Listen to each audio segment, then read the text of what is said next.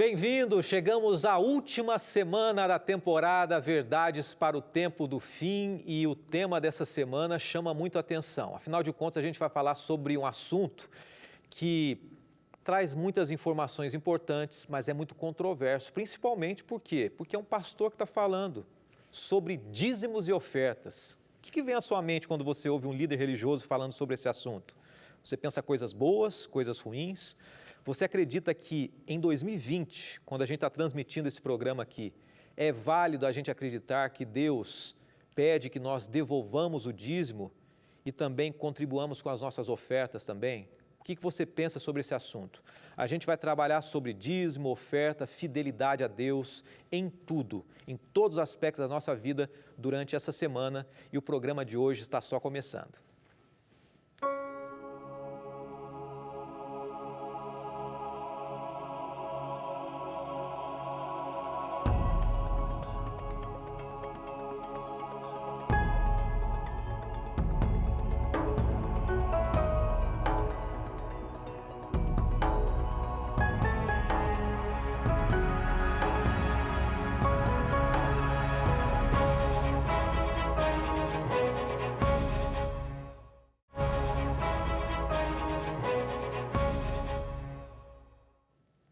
Que legal ter você com a gente. Eu já quero começar divulgando para você o tema da próxima temporada que começa semana que vem. Deixa eu dizer uma coisa antes. Para você que chegou agora, o programa Escola Bíblica estuda a Bíblia, cada tema numa semana nova ou cada semana um tema novo, tá bom? Você pode sempre com a gente participar, se envolver, apresentar o seu questionamento também. Nós estamos na temporada Verdades para o Tempo do Fim e essa semana é o último tema. Semana que vem, a gente vai começar a apresentar para você esse estudo, esse guia de estudos, o Sábado da Criação.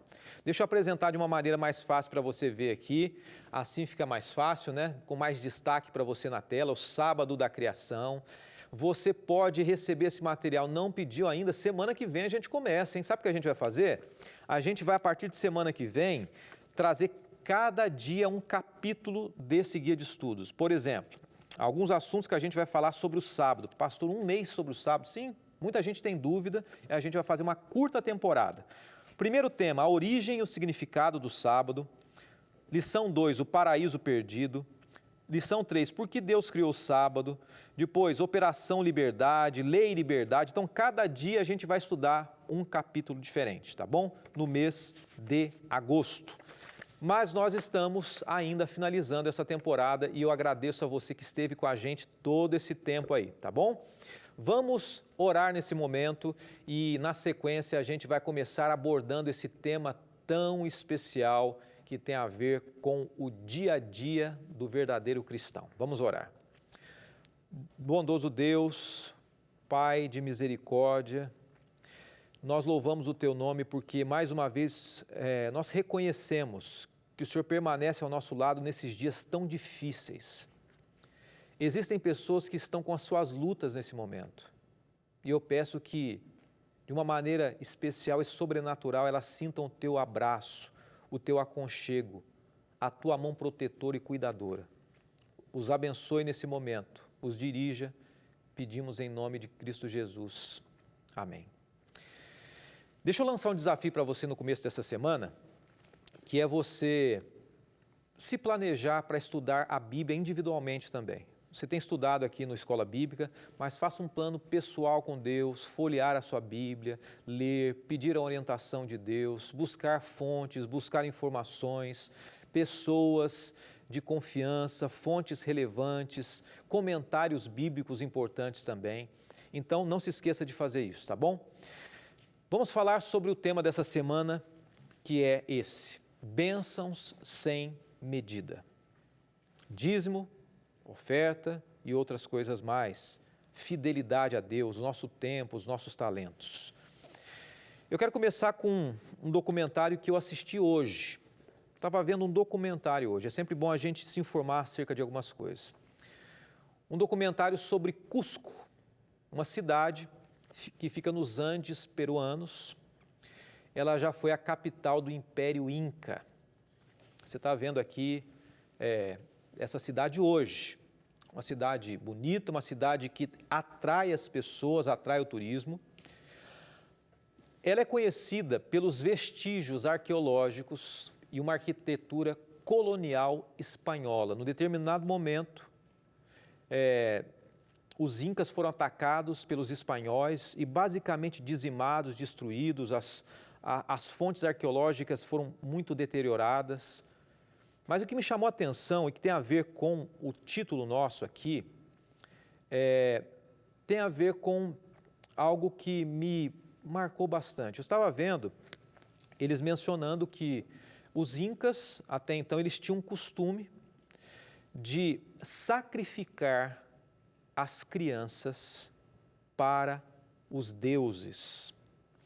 Então, nesse documentário apresentava algumas múmias de crianças sacrificadas a 7.700 metros de altura, lugar gelado, né? O que eles faziam? Levavam as crianças no alto daquele monte, essas crianças comiam algumas folhas que deixavam elas alucinadas, sem consciência. Você já está vendo algumas imagens aqui, daqui a pouquinho eu quero detalhar para você o que significa essas imagens fortes, né? E ali essas crianças ficavam sentadas num ambiente como se fosse um lugar de sacrifício, de pedras.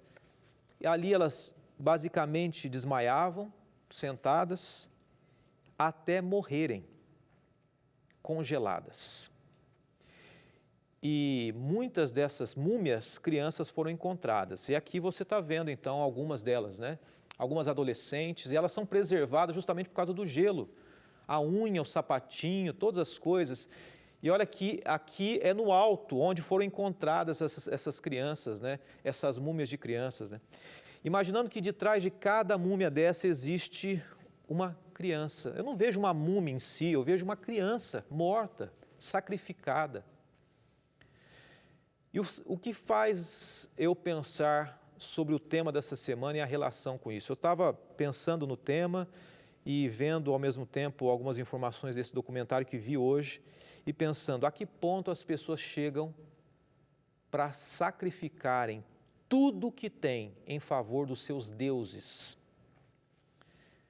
Existem crenças religiosas que dedicam inclusive os seus próprios filhos, que é a coisa mais preciosa que têm, em favor dos seus deuses.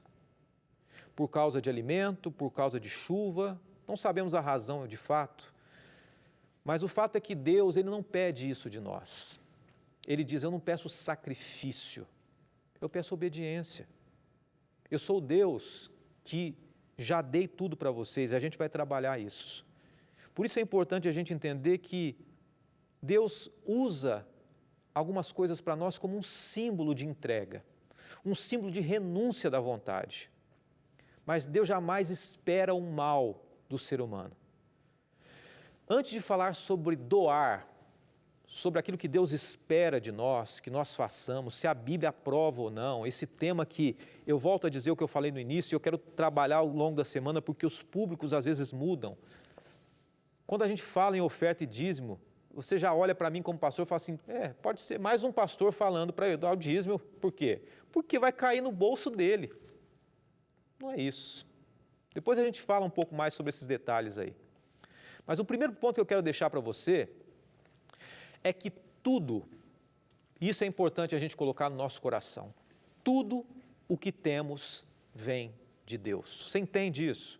Você aceita isso? Eu me lembro que quando eu estudava teologia na universidade, no UNASP, que é a Universidade Adventista aqui de São Paulo, em Engenheiro Coelho, uma das universidades, um dos centros universitários, eu me lembro que uma vez foi um rapaz de uma religião que não era a minha religião, e ele dizendo o seguinte, olha, se eu não fizer a minha parte, não existe Deus nenhum que faz nada por mim, eu tenho que fazer a minha parte. Claro, a gente tem que fazer, né? Ele foi bem enfático em dizer apenas um lado, e eu concordo, a gente tem que fazer a nossa parte. Mas até para a gente fazer a nossa parte, existe um Deus que nos dá a oportunidade da vida, do dia, do respirar do sol, sobre os ímpios e sobre aqueles que estão ao lado de Deus. O Salmo 24, verso 1 diz assim, do Senhor é a terra e tudo que nela existe, o mundo e os que nele vivem. Tudo é proporcionado por Deus. Será que a gente tem consciência disso? Vivendo num ambiente hoje que cada vez tem se tornado mais egoísta, mais egocêntrico, mais centralizador dos interesses particulares, no dinheiro, no consumismo, no capitalismo. A gente costuma dizer que nós possuímos uma casa ou uma terra, mas não é tão simples assim. Se a gente tem algumas coisas, é porque Deus nos proporcionou. Tudo é propriedade de Deus.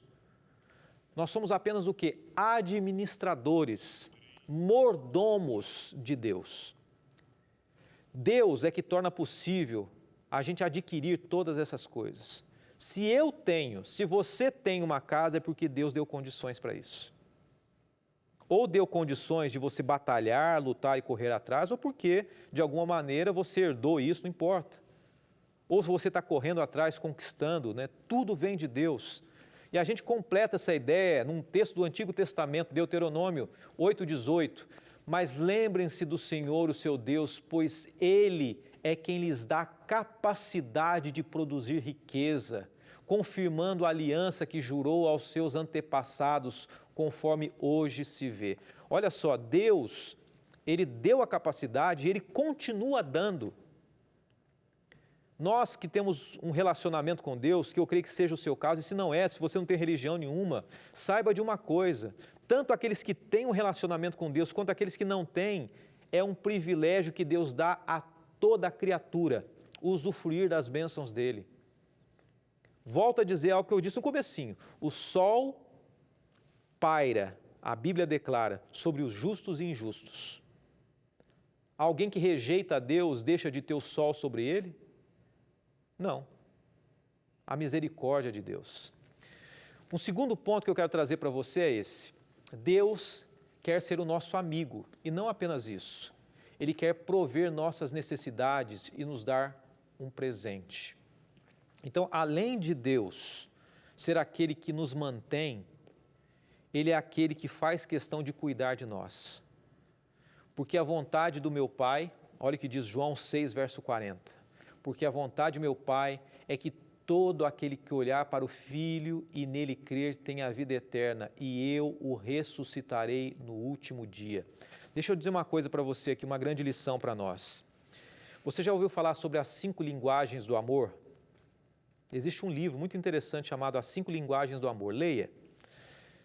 Que fala que as linguagens do amor são qualidade de tempo, formas de servir, vou falar nas minhas palavras, qualidade de tempo, forma de servir, toque físico, e aí vai, né? São 5 pontos, um deles é exatamente a questão de servir, doar, dar presentes, as linguagens do amor. Deus nos dá presentes a cada dia, e o maior presente que Ele nos deu foi seu Filho. Será que isso motiva a gente a acreditar que Ele fez o melhor por nós e que a gente não pode fazer o pouco que nós devemos a Ele, ou melhor, o tanto que nós devemos a Ele, dar pelo menos um pouco disso? E Jesus quer dar a cada dia, cada um de nós, a vida eterna, além de Cristo Jesus, um lar permanente. Mateus 25, verso 34. Então o rei dirá aos que estiverem à sua direita: venham benditos de meu Pai, recebam como herança o reino que lhes foi preparado desde a criação do mundo. Deus ama nos presentear. E esse é o presente que Ele quer nos dar. Ele quer adotar em nossa família bênçãos, frutos, alegria, o privilégio do reino dEle. A gente vai dar uma pausa agora e para a gente entender como chegar nesse aspecto, nesse ponto tão importante e tão polêmico hoje, que são os recursos, dízimos e ofertas, a gente precisa entender isso. E eu quero introduzir exatamente com isso que eu tenho falado. Deus, Ele é dono de tudo, Ele que provém tudo, Ele nos deu o maior presente, que é a salvação e que será a vida eterna. Pense nisso, a gente vai dar uma pausa, daqui a pouquinho a gente continua esse estudo muito especial dessa semana. A gente volta já.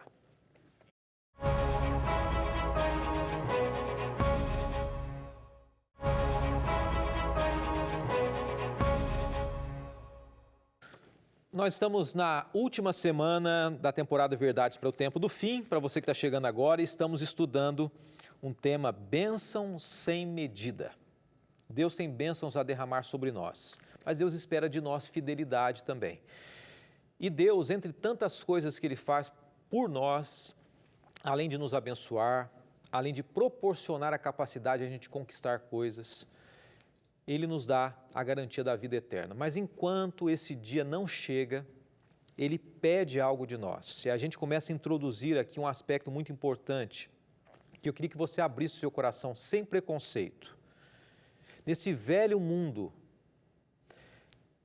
que Deus nos pediu que cuidássemos, Ele pede de nós entre aspas, bem entre aspas, um aluguel modesto. Ele pede assim: cuidem e me devolvam parte do que eu dou para vocês.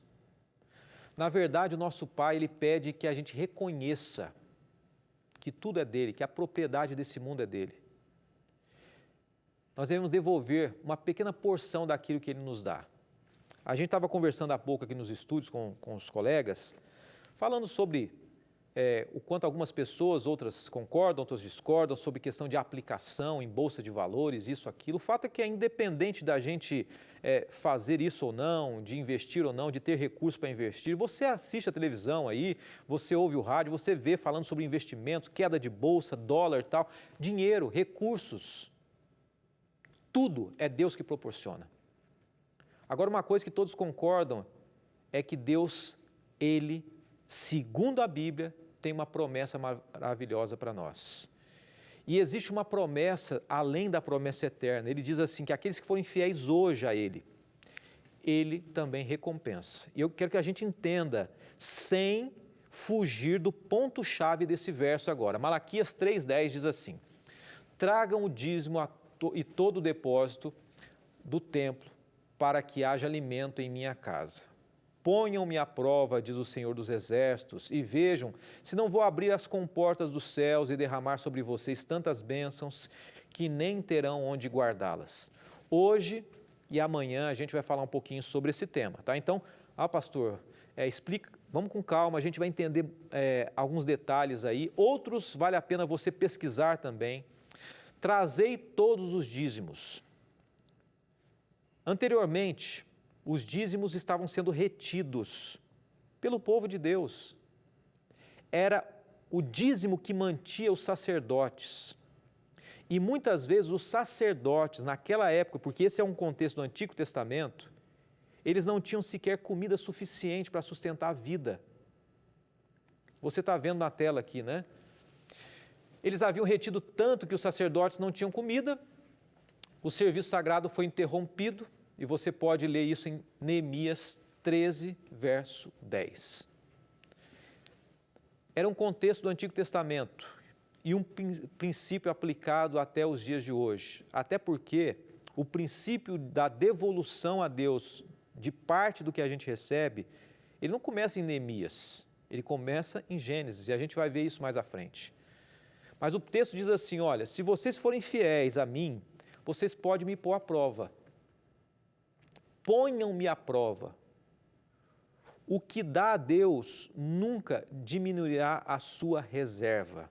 Aquele que dá a Deus, não precisa se preocupar assim, eu vou dar para Deus, devolver para Deus aquilo que Ele me deu, parte do que Ele me deu, vai me faltar. Dê como você acredita que deve dar, com o coração aberto, é isso. Devolva para Deus parte daquilo que Ele te deu. E Deus diz assim, se você fizer isso, assim como as janelas do céu vão chover chuvas de bênçãos, estações frutíferas, os seus celeiros, né?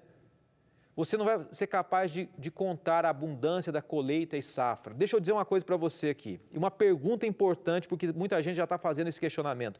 Pastor, você está dizendo então, como muitos líderes dizem por aí, que Deus é um Deus de barganha, né? Deus é aquele Deus que faz o seguinte, me dá que eu te devolvo. Não é isso? Não tem muito isso por aí? Muitos líderes que dizem assim, olha, se você der o seu carro para Deus, Deus vai te dar mais carro, e se você fizer isso e tal, e daí você vê aquele pastor, aquele líder, aquele sei lá o quê, com aquele carrão dele lá, e você está sem carro. Daí você chega para o pastor e fala assim, pastor, mas eu não recebi ainda. Ele fala, falta fé, irmão, falta de fé sua. E o álibi é a falta de fé. E de repente, o pastor Fábio, aqui da Novo Tempo, começa a falar que a gente tem que devolver dízimos e ofertas e que Deus vai abençoar, porque Deus é um Deus de barganha, é isso? Não. É uma linha muito tênue que a gente tem que cuidar. Mas eu quero dar um exemplo para você. O fato de você devolver para Deus não garante ou não determina que Deus tenha que te dar algo. Ele já nos deu. Primeiro que o dízimo não é para que Ele dê nada. O dízimo, o próprio texto que nós lemos é uma devolução daquilo que Ele já nos deu. Uma parte, um símbolo, uma demonstração, uma gratidão para Deus daquilo que Ele já nos deu.